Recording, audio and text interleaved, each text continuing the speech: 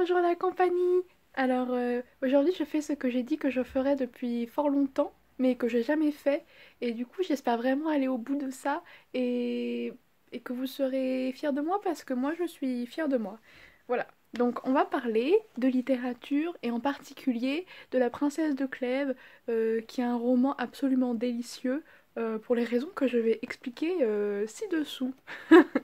Alors déjà, je pense sincèrement que c'est le premier soap-opéra de l'histoire et je pense, enfin j'attends en fait que quelqu'un ose faire un dossier de recherche en littérature comparée sur le parallèle entre La Princesse de Clèves et disons Les Feux de l'amour, parce qu'il y aurait beaucoup de choses à en dire. Donc La Princesse de Clèves, c'est l'histoire d'une noble qui épouse un noble et après elle tombe amoureuse d'un autre mec, ce qui vous en conviendrez, n'est pas forcément pratique dans la vie.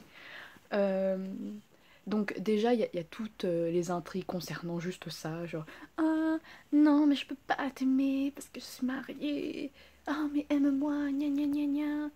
Ah mais les obstacles ont fait votre constance et tout. Et oui, mais je t'aime.» Enfin bref, voilà.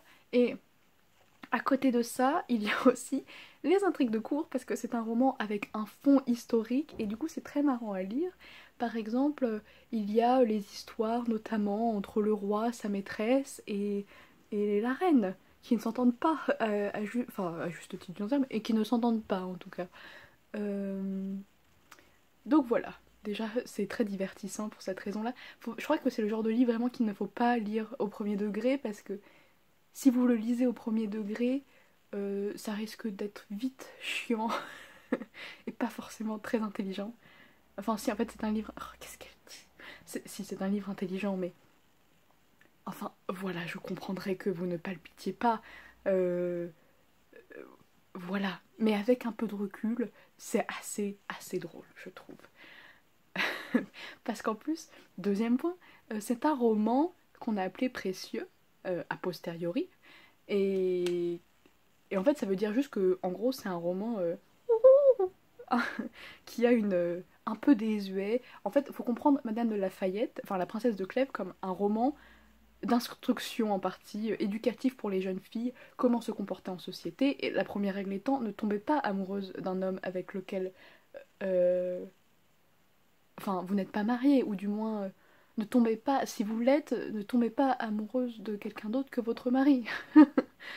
Enfin, après, vous, dans l'intimité, vous faites bien ce que vous voulez, mais à l'époque, en 1570, c'était très mal vu, hein. Et. Enfin, quand vous étiez une femme, évidemment. Mais bon, c'est un autre sujet. Euh, Donc voilà, c'est un roman d'éducation, enfin, en quelque sorte, pas un roman genre d'éducation, mais un roman genre. Est-ce que ça pourrait être. Je ne sais pas. C'est un roman, en tout cas, genre de bonne conduite, et évidemment.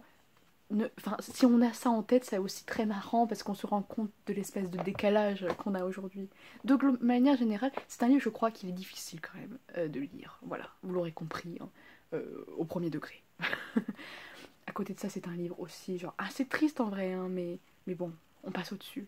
Enfin, vraiment, pour moi, ça, c'est vraiment euh, l'ancêtre même des téléréalités, quoi. Genre, machin qui aime truc et tout, et après on s'énerve parce que truc, gna gna, tu lui as dit que. Bref, ça vient de là. Euh, et enfin, un point sur lequel j'aimerais revenir, c'est à quel point ce livre aussi est important pour la culture en général, enfin dans l'histoire de la littérature. En gros, il faut comprendre que enfin, les chercheurs après, au moment où ça s'est pas fait, on s'est pas dit on va couper en deux quoi, mais en gros aujourd'hui pour faciliter l'étude des textes, on a décidé qu'il y aurait une rupture vers 1600, ce qui justifie qu'en fait, enfin genre ça fait que en fait la littérature avant 1600 c'est la littérature dite classique et après 1600 c'est la littérature dite moderne. Et pour rendre légitime ce truc, enfin c'est ce roman en grande partie qui a fait, qui a aidé, enfin qui a fait ce basculement en fait. Enfin qui l'a fait, je sais pas s'il l'a fait ou il a été au moment du basculement et c'est celui qu'on retient et donc aujourd'hui c'est considéré comme le premier, l'un des premiers romans modernes.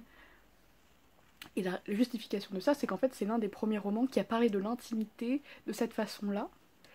Enfin c'est vraiment hyper deep. En fait il faut comprendre que avant 1600 la façon dont on parlait de l'intimité dont on parlait de soi, des troubles de la conscience, de ses propres contradictions. Déjà, on ne parlait pas de contradictions, mais en gros, on parlait de soi, de ses troubles, des troubles de l'individu, pas de soi, mais des troubles. Aujourd'hui, c'est un truc auquel on est vachement habitué, mais à l'époque, c'était pas du tout normal de d'aller dans l'introspection, etc.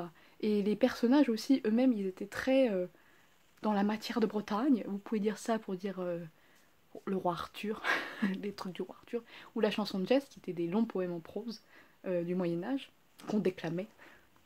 Il faut avoir une très bonne mémoire. Voilà. En gros, c'était des personnages qui étaient assez quand même bas de plafond, ou enfin pas bas de plafond en sens bête, mais en gros qui n'avaient pas du tout. Enfin, c'était des personnages. Les personnages avant étaient très cohérents en fait. Ils n'étaient pas du tout très peu de contradictions. Ils étaient pas où on analysait très peu leurs sentiments. C'est-à-dire que c'est Lancelot, il est triste et voilà. Enfin voilà, Lancelot, ok, il aime la femme de son pote, mais enfin la façon dont ça s'est traité en fait, c'était très facile de suivre. Et aujourd'hui, ça l'est. Enfin, en gros, à partir de 1600, on a plus du tout. Enfin, on a complexifié. Ouais, on a complexifié la façon dont on parlait de l'individu. Et ça, en fait, c'est le résultat de ce processus où. Je sais pas si ça allait initier ou si c'est un résultat d'une époque qui autorisait un certain discours, mais en tout cas, ça marque quand même une transition dans la façon dont on parle de l'intime du personnage. Déjà, c'est des personnages qui sont vachement contradictoires. Enfin, genre, on nous met leurs troubles, leurs incohérences, etc. Alors qu'encore une fois, avant, c'était des personnages qui étaient assez clairs. Limite, c'était des types plutôt que des personnages vraiment recherchés. Enfin voilà, quelque chose de très lisse, et ça, beaucoup moins, très analytique. Et en fait, juste cette transition-là, en fait, fait que même dans la forme même du discours, euh, il y a quelque chose qui change radicalement en fait. Et ça redéfinit même le terme de ce que c'est la littérature. Aujourd'hui, on dirait que c'est la littérature, c'est l'exploration d'une subjectivité, ce qui est beaucoup moins le cas, ce qui était beaucoup moins le cas avant.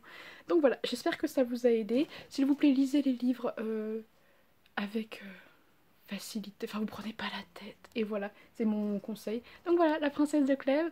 J'ai essayé de faire vite, ça n'a pas du tout marché, mais bon, voilà, ciao.